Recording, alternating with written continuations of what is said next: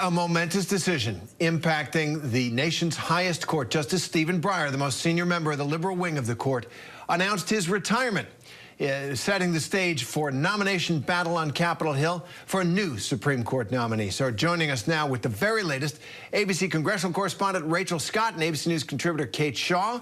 So, Kate, first let me begin with you. Justice Breyer said in the past the only things that would prompt him to retire were his health or the court. So do we know about any issues with his health, and how do you read why he's doing this now?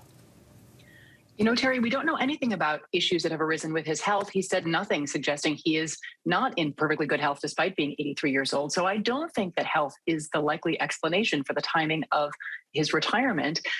It may be that he is concerned about the direction of the court. The court is poised to decide a number of very high stakes, hot button issues this term: abortion, guns, affirmative action.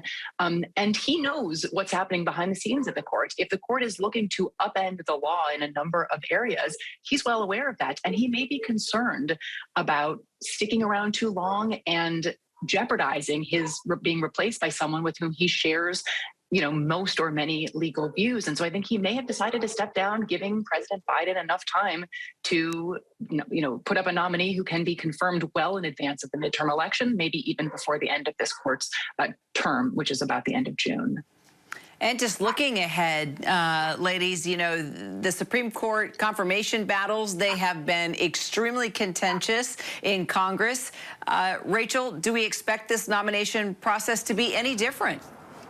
Will certainly not be any different, Kira. This is just turning up the heat here. And in a midterm election year, this is the last thing that Republicans here on Capitol Hill wanted for Democrats to sort of have this opportunity to nominate someone to the Supreme Court bench. Now, of course, this is also going to be historic. We have never seen a confirmation process play out for Supreme Court nominee when the Senate is split 50-50. Certainly some will be raising questions about whether Vice President Kamala Harris can actually be the tie-breaking vote. Democrats certainly say that she most certainly can be, although they'll be obviously hoping to get Republicans to vote in favor of whoever Biden picks to be his nominee. But the reality here is that this is a prime opportunity for Democrats, and the threshold from 60 votes was lowered by Republicans back in 2017, and so now Democrats are going to capitalize on this opportunity, and they see this as fuel heading into a midterm election when they're trying to hang on to both chambers. And Kate, we know that as Rachel has just pointed out, and we're looking at the main candidates right now, President Biden, he pledged to nominate a black woman to represent, he said, to bring a different voice, different perspective, to diversify the discussion, maybe even the rulings of the court. As they say, every new justice changes the court. So what do we know about the president's process, and what do you think could be the impact of a black woman, the first black woman on the Supreme Court of the United States? All right. As you said, Terry, this would be momentous. There's never been a black woman to sit on the Supreme Court.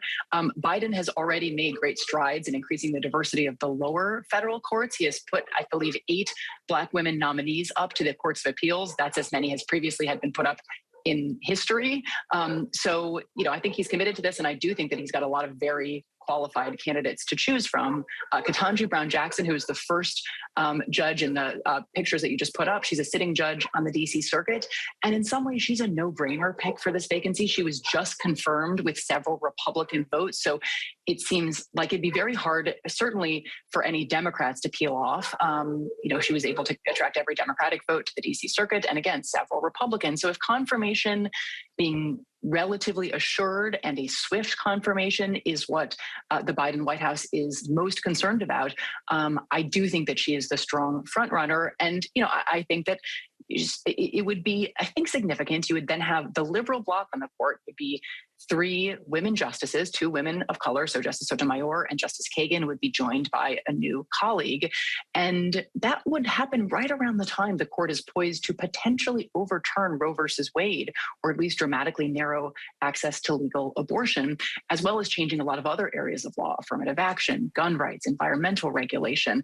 And so I do think that the court has been relatively under the radar in recent months, and I do think it could be kind of more centered politically with the addition of a new nominee and the kind of public attention of a confirmation hearing. So I think, all of that could lie ahead for the White House and for the country. Rachel, what's your sense from the Hill? All this pressure from progressive groups undoubtedly played a role in Justice Breyer deciding to hang up the robe.